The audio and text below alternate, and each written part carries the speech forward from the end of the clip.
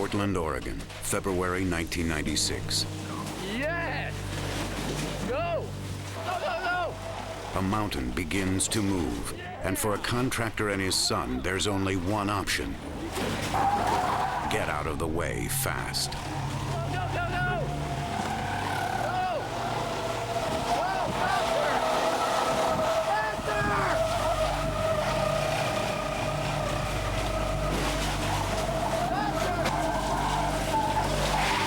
Go, go, go! More!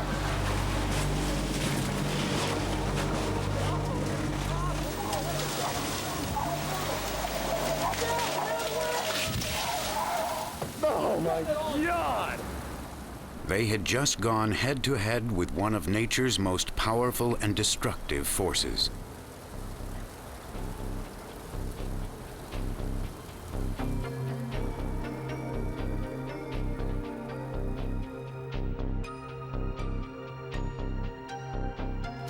The Earth seems solid and dependable.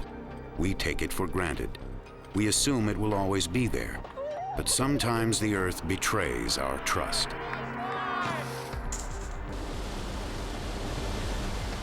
The surface of our planet is constantly reshaping itself, and landslides are a major reason. They strike wherever the soil is loosened by rain or tugged by gravity. A slide can move gradually or collapse without warning. It can be a rock fall or a raging river of mud. But wherever the ground fails, it can result in massive destruction. Around the world in the past 20 years alone, landslides have killed more than 20,000 people.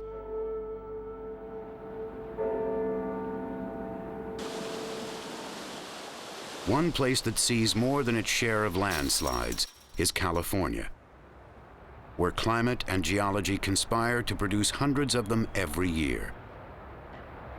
California's coastal highways are especially vulnerable. They're famous for breathtaking scenery, skirting mountain ranges that fall away to the sea. But these roads can be as dangerous as they are beautiful.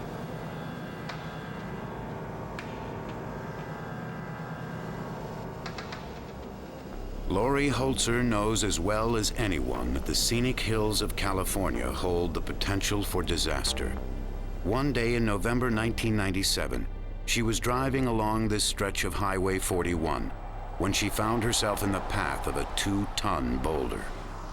As I was coming through this area, I saw something move, saw that it was a rock coming down. It was real fast.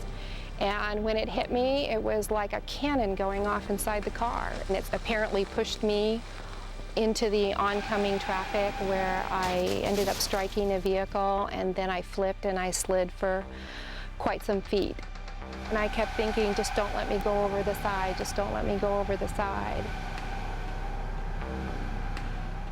Incredibly, Lori was able to pull herself out of her crushed vehicle. And she wasn't seriously injured, but she knew it could have been a lot worse.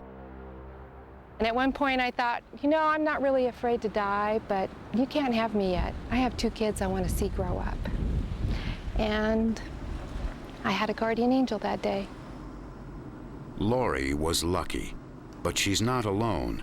Every year, a few drivers are caught in rock slides on California highways. There might be more casualties if it weren't for Caltrans, the state's highway authority. Caltrans crews risk life and limb to keep the roads open and to keep them safe. These 2 rocks right here were actually one rock, and they came down off the mountain and landed on the road and split in half. It's one of the reasons we wanted to get up there. Individually, they're about 15,000 pounds. It could be quite disastrous if it hit anything. Heading up this team is engineer and geologist John Duffy. Can you get that block down to your right? Yeah. His crew is using a technique called scaling. Working 120 feet above the road, they pry off loose rocks and debris, using crowbars, picks, and muscle. When two men can bring a rock like that down, it's loose. And this is exactly the kind of thing that we're after. I want to bring that rock down, and we got one of our good scalers up there in position. I want to bring that one down. The team will spend hours on the cliff face, removing tons of rock. It can be dangerous work for the men suspended on ropes and for those in the line of fire. But in the end, this stretch of highway will be a lot safer. Without a doubt, the thought that we are probably saving a life or an injury, we think it's a meaningful thing. Right there you go. Rock fall, rock slides, and landslides result in injury and death, and we know that somewhere along the line that we're saving lives, ultimately.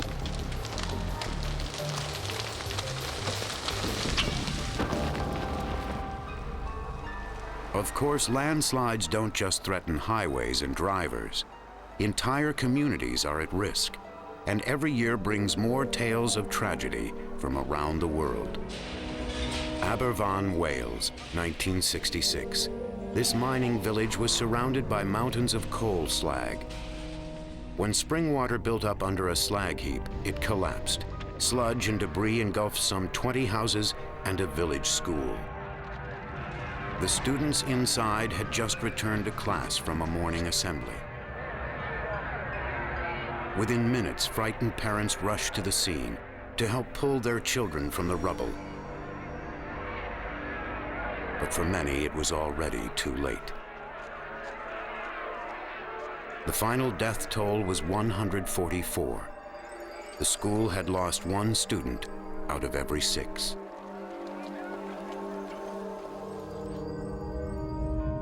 Riza, Norway, 1978. A farmer excavating a basement piled tons of clay onto the lake shore near his house. Within an hour, the weight caused the ground to move like liquid.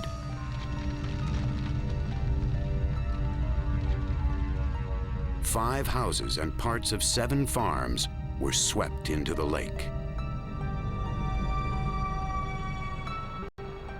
Recently, disaster struck the Southern California suburb of Laguna Niguel.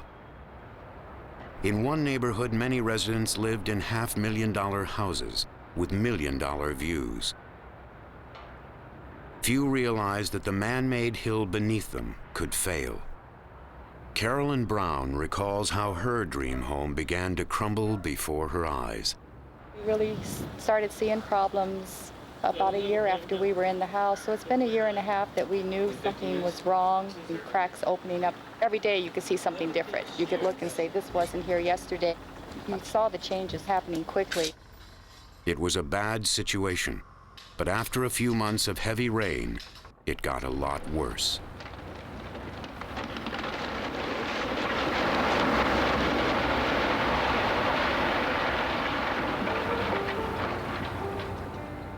Geologists warned that these houses were built on unstable ground.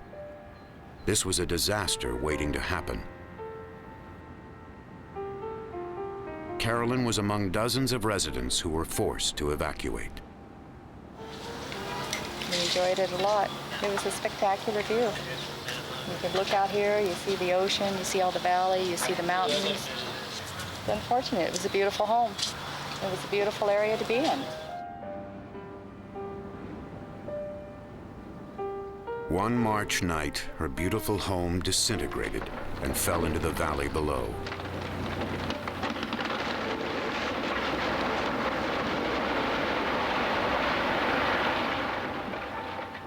Paige and Dan Caraturo lived in a condominium at the base of the hill below the collapse. It was their first home together, and it was destroyed when the neighborhood came crashing down. There was just a ton of popping and cracking, and so we stood there for a while, and what we could see is really the outline of trees starting to fall this way, and then just the sound was deafening. It was just amazing to see it. Almost, again, it seemed like we walked onto a movie set, we're actually watching somebody film, houses lifting and crumbling and breaking. And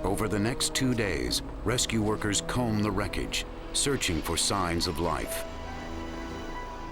They find no one alive. 4 bodies have been removed from the site. There are 5 other bodies on the site. We must not give up hope. We must continue to hold out hope that there will be some survivors. Finally, 55 hours after the landslide, they hear a sound from deep within the rubble. They immediately called for silence on the scene, called out and stated, "This is New South Wales Fire Brigade Rescue, can anybody hear me?" The words came back, "I can hear you." Miraculously, a young ski instructor named Stuart Diver is still alive, half submerged in icy water in a coffin-sized space under 20 feet of concrete and earth. All we can tell you is that through a 10-centimetre hole, there has been physical contact. They're feeding hot air through a tube, through the hole, into his shirt, which is actually warming him and drying his clothes. The problem is the material that we need to remove is actually holding the slab up. The slightest wrong move will bring that slab down the hill. If we move in there too quickly, then the rescuers themselves become victims. The rescue team is running out of time.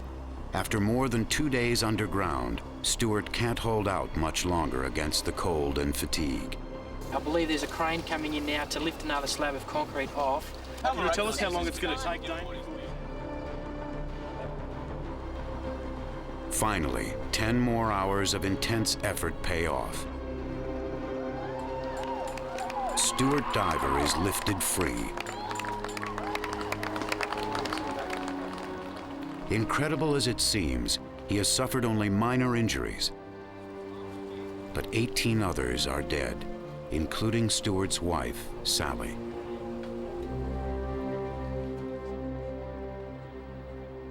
Disasters like the one in Thredbo strike without warning.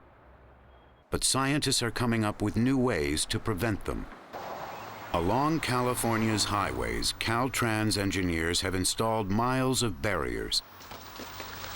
Steel nets intended to put the brakes on boulders.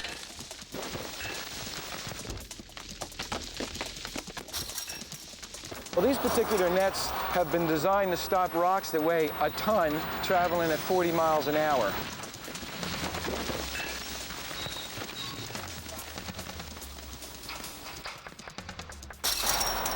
Worldwide, these flexible systems are capable of stopping rocks 5 tons traveling at 70 miles an hour. Ever since we put these nets up, maintenance has hardly ever had to come out during rainy periods, but in fact, the rocks would come down, the debris would get caught in the nets, then we would come out under controlled conditions and clean them out. Accidents of all sorts have almost been virtually eliminated from this area due to the installation of these kinds of systems. Sometimes there's too much rock and debris to contain with nets or clear away by hand. More aggressive measures are required, like blasting. It's often the only way to keep a road open and save lives.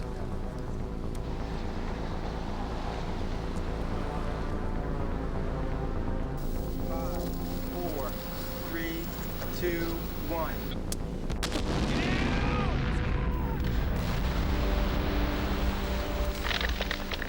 The blast goes off as planned, lifting tons of loose rock right off the hillside. Once the rubble is cleared away, this stretch of highway will be safe, at least for a while. But no matter how hard we work to prevent them, landslides will continue to take us by surprise. In February 1998, a slide swept through a residential neighborhood in Laguna Canyon, California.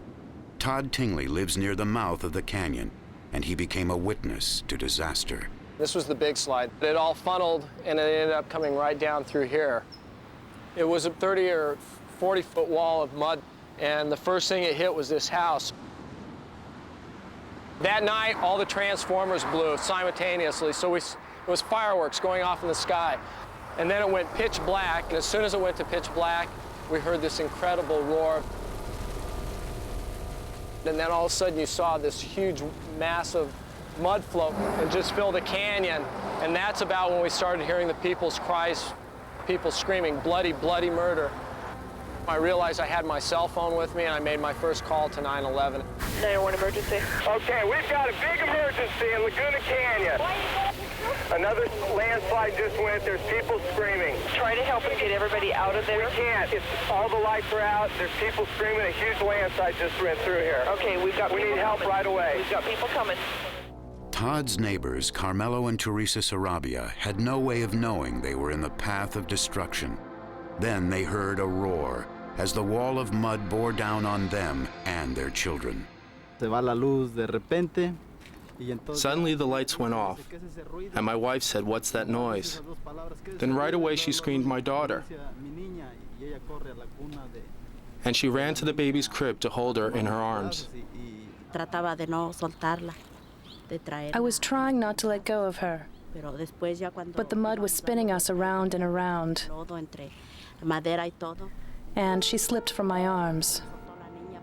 That was right where the center of the mudslide came, and we were taken all the way down the hill.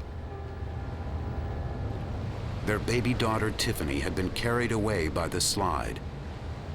In the darkness and confusion, they had no idea where she was or whether she was still alive.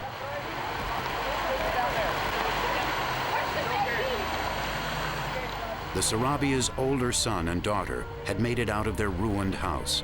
They were searching for their little sister as survivors began to emerge from the mud. Gary Seagraves came walking out, and he was covered in mud. And I met him halfway across the road right here, and as I reached him, he reached out to me and handed me this bundle of mud and said, "Take it, it's a baby."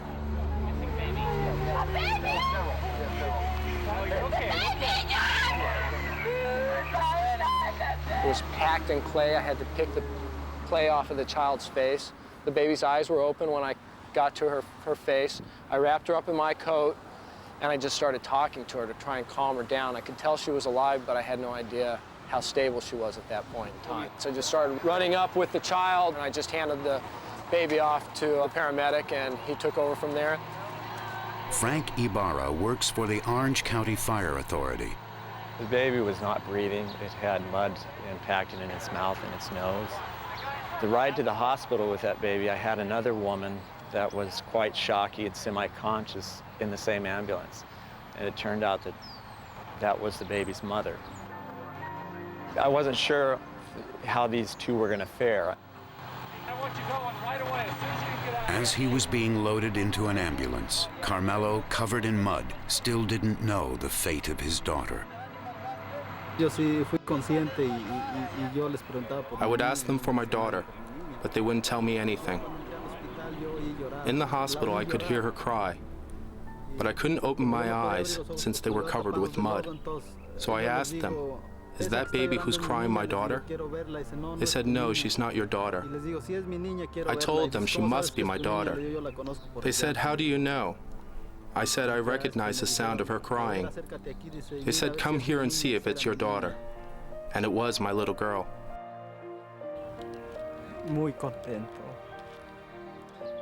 I was so relieved, so very relieved. They hadn't told us she was okay, but I heard her cry, and I knew the rest of my children were all right.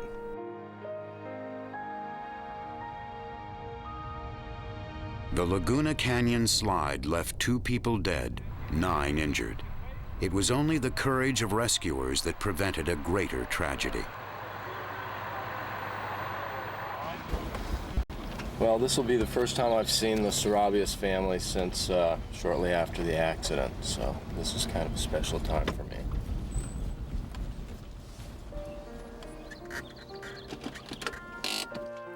How are you doing? Hi there. Hi, how are you? Tiffany, look at you. You look so beautiful. Hi. I'm starting to walk. You're starting to walk now? Yes. Are you gonna walk me? It's literally nothing short of a miracle. Nothing short of a miracle. That child is alive and that anybody lived is absolutely a miracle. I witnessed a miracle. But we'll need more than miracles, for disasters will strike again and again, as long as wind and rain erode the landscape, as long as the earth continues to shift and collapse, and as long as people choose to live with the threat of landslides.